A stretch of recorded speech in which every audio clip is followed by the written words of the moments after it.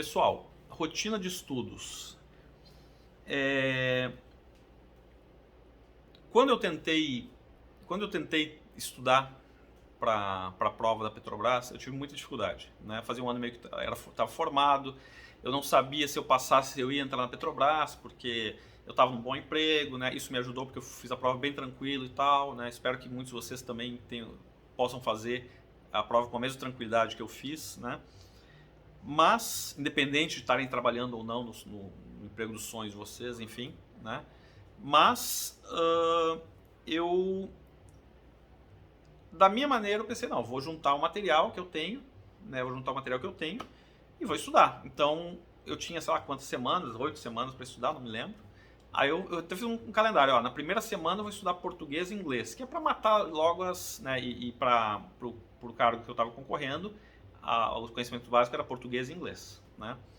Então, português e inglês. Conhecimento específico de engenharia mecânica era matemática, física, química, resistência de materiais, transferência de calor, termodinâmica, mecânica de fluidos já falei, soldagem, metalurgia, materiais de construção mecânica, enfim, uma série de né? Caiu informática também na época, ainda em conhecimentos básicos, né? Caiu umas questões de informática, né? Que não cai mais, acho que caiu até 2008 caiu alguma coisa, depois de lá nunca mais caiu informática, não para os cargos genéricos, só para analista de sistemas e tal, aí caiu alguma coisa de informática, né? E eu, eventualmente algum outro cargo, né? E o que acontece? Eu montei lá o meu cronograma de estudos, né? Na primeira semana eu ia estudar português e inglês, depois estudar cálculo, depois estudar física, depois estudar mecânica de fluidos e tal, né? Cada fim de semana eu ia estudar uma ou duas disciplinas, dependendo do tamanho da espessura do livro, né? Como se eu conseguisse estudar um livro de cálculo no fim de semana, né? Enfim, né? Inocência, né? Aí o que acontece? Na primeira semana vou estudar português e matemática, português e inglês. Aí primeiro fim de semana, né, que eu trabalhava de segunda a sexta, já era cansado em casa e tal, né, queria descansar, que não ia render o meu estudo. No sábado acordei cedo, vou estudar. Aí peguei o livro de português. Aí comecei a ver. Né, primeiro que só cai muito interpretação de texto. Então, como é que eu vou estudar interpretação de texto? Nem tinha interpretação de texto no livro que eu tinha para estudar. Né? Os porquês, regra de crase, acentuação, ortografia e tal, né? Que cai bastante, né? Isso aí, eu sempre tive facilidade, e isso é uma coisa que eu recomendo para vocês, que tentem escrever corretamente, tentem escrever sem abreviar, se preocupem com isso, né? Porque se tu escreve tudo abreviado, todo mundo entende mesmo e tal, na hora de fazer uma prova, e aí aparece, porque com acento, sem acento, junto, separado e tal, pô, não faço ideia. Aí tu pode marcar errado e a prova de português é prova eliminatória, pessoal. Aí beleza, olhei lá e tal, falei, putz, mas tá muito fácil, eu não tô revisando nada, porque nada que eu tô lendo aqui eu não lembro, né? Eu me lembro de ter estudado português pro vestibular, depois eu fiz todo o meu curso de graduação, né? Eu não estudei mais português nesse período, só que sempre que eu fazia os trabalhos, eu procurava fazer escrito corretamente, sem abreviação e tal, usando uma linguagem, né, clara, objetiva, correta, blá blá blá, beleza, né? Ok. Então, em 10 minutos eu folhei todo o livro de português. Isso aqui eu não preciso, beleza. Né? Peguei o livro de inglês. Aí foi o contrário. Né? Aí o meu inglês era ruim, né? Aí eu peguei assim, tipo... Aí comecei a ter... tipo assim, não lembrava o significado das palavras, não lembrava... os verbos irregulares, não lembrava, eu li um texto, não entendia nada. Aí eu comecei a ler, tipo assim, como é que eu vou estudar inglês em um fim de semana e tal? Aí eu pensei no edital. No edital diz que eu tenho que acertar metade das questões de português e inglês, né? Eu só não posso zerar nenhuma das duas.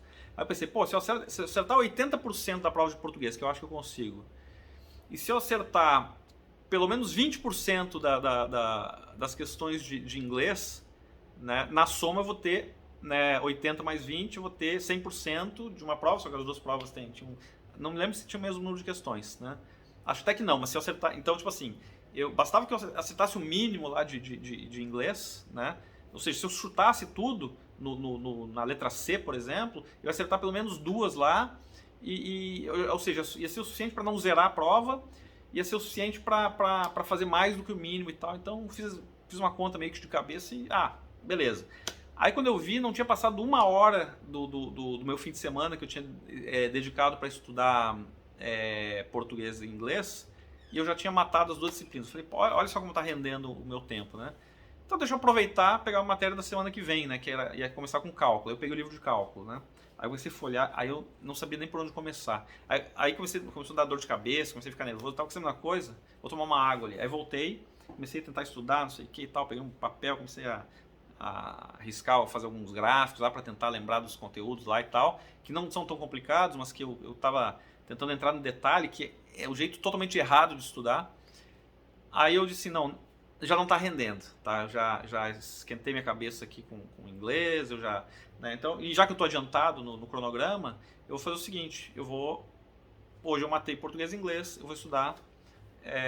vou estudar cálculo na semana que vem, conforme o cronograma original. Eu dou um doce para quem adivinhar o que eu fiz na semana seguinte. Né? Vocês acham que eu estudei cálculo como eu deveria ter estudado e tal, segundo o cronograma original? Não estudei. Eu não abri mais aquele livro. Né? E estava chegando perto da prova e tal, eu vi que não ia adiantar, porque eu não tinha estudado mesmo, quando eu tinha tempo, quando não tenho tempo, aí pior ainda. Aí eu fui, não, eu vou com o que eu sei. Né? A parte boa é que eu estudei numa escola muito boa, tanto no ensino médio quanto na graduação, né? Uma universidade muito boa. Né? Eu fui teimoso, muita coisa eu não lembrei, mas de me esforçar ali. E outra, uma prova com 5 alternativas, muitas vezes a resposta está no enunciado. Se tu lê bem o enunciado, tu mata a resposta. Eu já matei, por exemplo, questões que o cara perguntava, dado que a tensão é tanto, a corrente é tanto, qual é a potência em volt-ampere, sei lá, alguma coisa assim. Desculpa se eu estiver falando alguma besteira, porque eu não estudei para fazer essa palestra, tá? Então o que acontece? E ali dava a tensão em volts, a corrente em amperes, e queria a solução em volt-amperes. Putz, é só multiplicar uma coisa pela outra. Isso aí, tipo assim, eu não lembro, às vezes, tipo assim, claro, esse aí é um exemplo bem simples, né? E às vezes isso aí não é... pode ser uma coisa um pouco mais complicada, que tu não lembra a fórmula para calcular. Mas como ele te deu as unidades, no enunciado ele te dá a resposta. Né? Inclusive eu lembro que uma questão não foi tão simples assim, não foi volt-ampere, mas foi tipo assim, qual é o coeficiente de troca térmica em watt por metro Kelvin, dado que é tantos watts, dado que a distância é tantos metros e dado que a temperatura, o delta de temperatura é tantos graus Kelvin e tal, né? Então, tipo assim, foi só multiplicar e dividir e tal, usando o formato ali que a própria unidade em que ele pedia me apresentava a forma como ele queria, como deveria ser calculado. Então, simples assim. Né? Então e como é que tu tem tranquilidade para resolver esse tipo de questão, que pode ser até no primeiro momento difícil, né? Mas a parte boa é que tu tem às vezes o enunciado te ajuda, às vezes as respostas te ajudam, porque tu diz, olha, eu não tenho certeza se é isso, mas deixa eu ver se o que eu achei tá ali nas respostas. E às vezes tu vê e tem aquela alternativa que tu achou. Então tu marca ela, né? Só que às vezes tu tá em dúvida, pode ser isso ou isso. Aí Muitas vezes tem as 2 alternativas como possibilidade de resposta, né? E então o que acontece? Ele vai ser aquela situação onde tu vai ficar em dúvida entre 2. Paciência, né? Tu vai deixar marcado aquelas 2, não vai chutar ainda, porque tu vai ter que fazer o resto da prova, e tu vai deixar para chutar, inclusive lá na frente, uma outra dica que eu estou antecipando aqui, que é o seguinte, existe uma distribuição mais ou menos homogênea entre as alternativas na prova. Então, por exemplo, se eu tenho 20 letra A, tenho 20 letra B, tenho 20 letra C, tenho 20 letra D, 20 letra E, onde eu tenho 100 questões. Né? Em média, vai ter uma que vai ter 21, outra vai ter 19, vai ter. Mas não vai ser muito diferente disso. Então, se tu percebe, por exemplo, que das 10 questões que tu deixou em branco, né, se tu medir lá, por exemplo, nas que tu respondeu lá, tem muito pouco letra C, por exemplo, existe uma chance muito boa de que algumas daquelas que tu não marcou ainda sejam letra C, para que elas componham aquela média mais ou menos bem equilibrada. Mas aí só se eu tivesse certeza que todas as letras B que eu marquei são letra B, todas as letras A que eu marquei são letra A.